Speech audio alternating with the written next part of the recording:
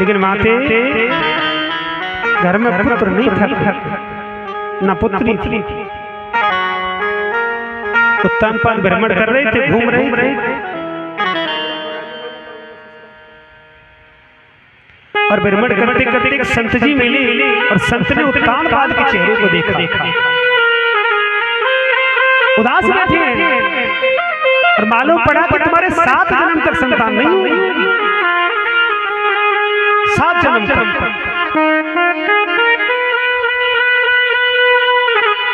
घर आ गए, सुनीति को बताना नहीं चाह रहे कि इसको कैसे बोलूं को देवी, तू 7 जन्म तक किसी पुत्र को जन्म नहीं दे सकती है। श्राप लगा हुआ था। संत लोग कहते हैं कि एक कौच नाम का पक्षी था, सुनीति ने उसके 7 बच्चों को मार दिया था, तो उसका श्राप सुनीति को लगा था।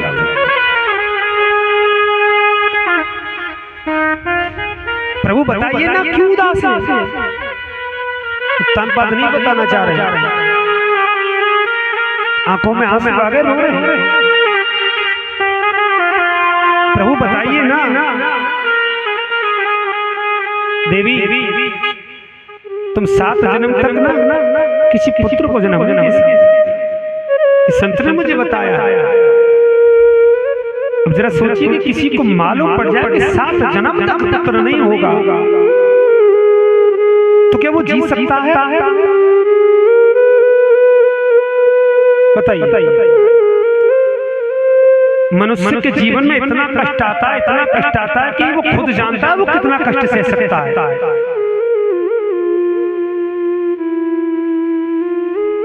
वो भी सोचता है कि मुझे संसार में नहीं रहना, मरने की ओर चलता है, वो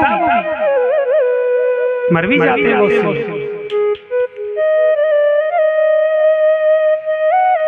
लेकिन अनुभवी बात तो ये है कि कष्ट में आनंद है। हाँ हाँ, सुनीति को मालूम पड़ा पुत्र नहीं होगा, तो उत्तानपाद से कह रही है प्रभु पुत्र के लिए परेशान है। अरे नहीं होगा तो कोई बात नहीं है। अपने कक्ष में जाकर के सुनीति बहुत रोई। लेकिन पति की खुशी के लिए ना सुनीति ने कह दिया प्रभु आप एक काम कीजिए, आप दूसरा विवाह कर लो ना। सुनीति के साथ दूसरा विवाह हुआ। मरने के लिए जा रही थी।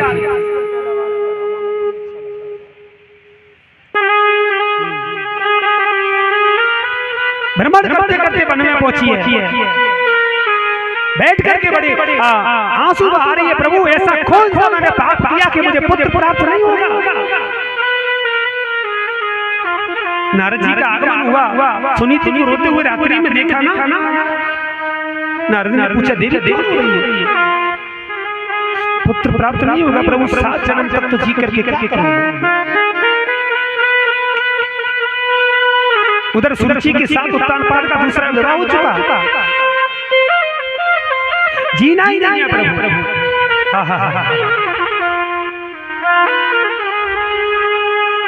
नारद जी ने देखा कि पुत्र के लिए अपने प्राण गवा रहा है। नारद के मुख से निकल गया जा पुत्र हो जाएगा तेरे। प्रभु संत की वाणी और झूठी हो जाए। तुलसीदास बाबा भी कहते हैं कि संत हृदय ना बनित समाना, आगम निगम पुराण। हम लोग संत का अपमान तो कर देते हैं बिल्कुल, लेकिन कभी ये सोच लेना कि संत का अगर अपमान किया है ना प्रभु तो भोगना पड़ेगा। संत हृदय ना बनित समाना, आगम निगम पुराण बखाना। देखिएगा पुराण भी बखान नहीं कर सकते हैं संतों का, तो हमारी तो औकात क्या है कि हम संत को कुछ कह सकें।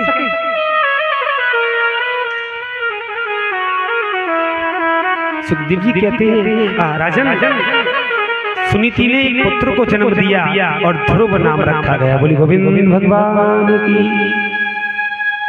कहते हैं ना कि जाको राखे साईं मार सके ना।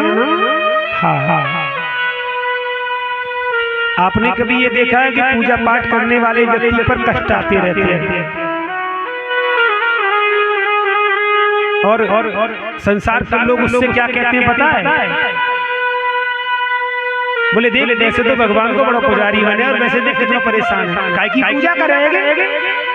अरे बाबरे ओ, सत्य बात तो ये है कि भगवान को मालूम है कि वो कितना कष्ट सह सकता है। हाँ, उसको पता है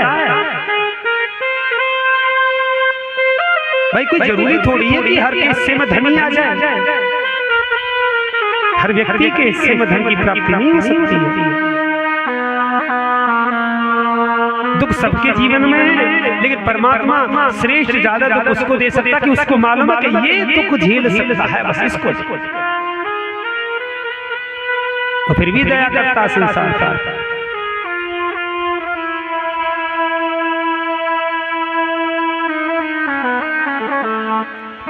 मुश्किल है सहन करना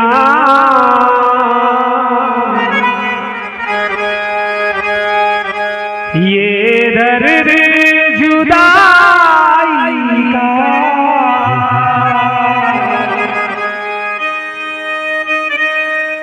मुझे कुछ तो पता प्यारे कारण रुसवाई का। भगवान का भक्त केवल इतनी विनती कर सकता है कि तुम मुझे बता तो सही, दिन रात तेरी पूजा करने के बावजूद, दिन रात तेरी साधना आधना योग करने के बावजूद मैं परेशान क्यों हूँ? लेकिन भगवान का भक्त होगा ना तो प्रभु मैं ये वादा करता हूँ कि दरवाजे पर जाकर के कभी धन की प्राप्ति नहीं करेगा कि मुझे धन चाहिए। बोली गोविंद गोविंद भगवान की।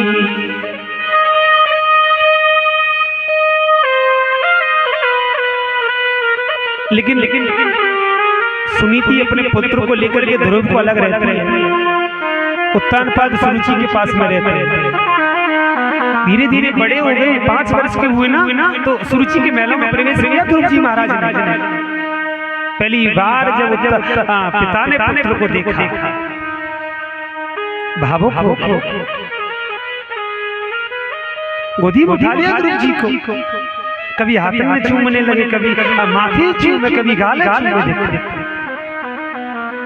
सुरुचि ने दृश्य देखा,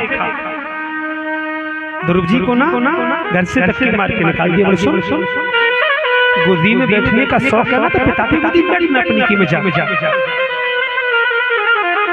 5 वर्षीय बच्चे को कहाँ क्या आना था? रोते रोते गए पास में, सुनीति ने देखा मेरा पुत्र रोते हुए आ रहा है। भोजन कर रही थी मैया, भोजन छोड़ दिया, गोदी में बिठाया, क्या हुआ? ध्रुव जी सामने पर खड़े होकर के कह रहे मैया मैं ये जानना चाहता हूं कि मेरा पिता है कहां? अब सुनीति बात को विकृत करना चाहती है, बदलना चाहती है, लेकिन ध्रुव जी बार बार यही बात कहते हैं। मैं उससे पूछना चाहता हूं कि तूने ऐसा कौन सा पाप किया कि तुझको बिल्कुल अलग कर दिया? सुनीति के मुख से निकल गया वो यहाँ नहीं है, वो कहीं वन में रहता है। 5 वर्ष के ध्रुव जी ने घर छोड़ दिया, जा रहा हूं भैया मैं। 5 वर्ष के ध्रुव जी बैठ कर के तपस्या करते हैं, भगवान की आराधना करते हैं। कृष्णाय वासुदेवाय हरे परमात्मने प्रणत अखिलेश्वरनाशाय गोविंदाय नमो नमः।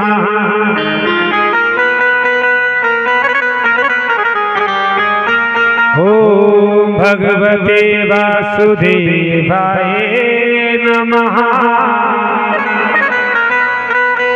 भगवान नारद की भेंट हो गई पहली ध्रुव जी। और विद्वान लोग कहते हैं कि जिसको नारद के दर्शन हो गए ना, उसको भगवान के दर्शन होना निश्चित है।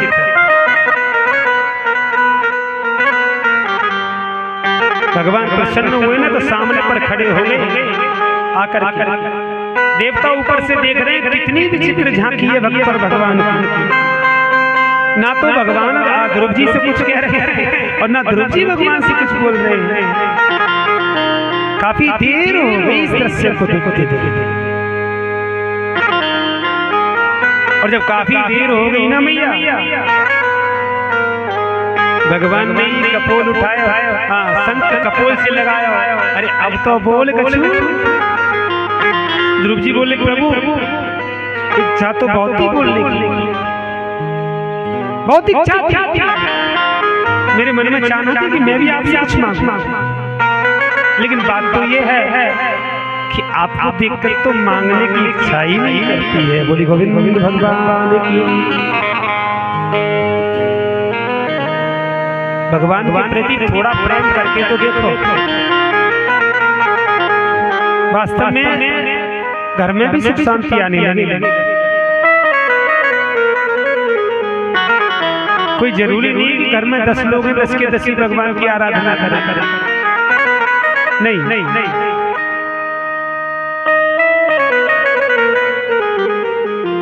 संत लोग कहते हैं कि नर नारायण है। क्या कहते हैं मैया? नर नारायण है। ऐसा हो सकता है?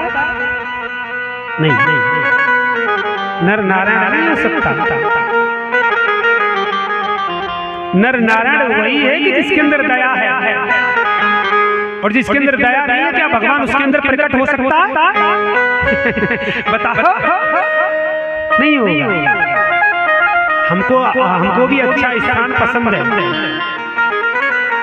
हमको भी वस्त्र अच्छा पसंद है, हमको भी अच्छा भोजन पसंद है। जब हमको पसंद है उसको भी पसंद है।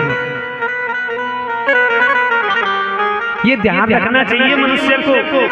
ये संसार है मेरी माँ, इस संसार में बहुत सारे रिश्ते हैं, बहुत से हैं, लेकिन एक रिश्ता उससे भी है ना, उसको भूले बैठे हैं, जिसकी मर्जी से पूरा सार चलता है। ध्रुव जी ने भगवान को दर्शन दिए, भगवान का दर्शन पाकर के ध्रुव जी वापस लौटे। काफी समय तक अवधपुर में वास किया, और गोविंद की कृपा से भगवान ने एक अलग लोक दिया अपने भक्त को। बोली गोविंद गोविंद भगवान की। सूर्यवंश में प्रवेश करें, जरा गुणगान कीजिए मेरे साथ।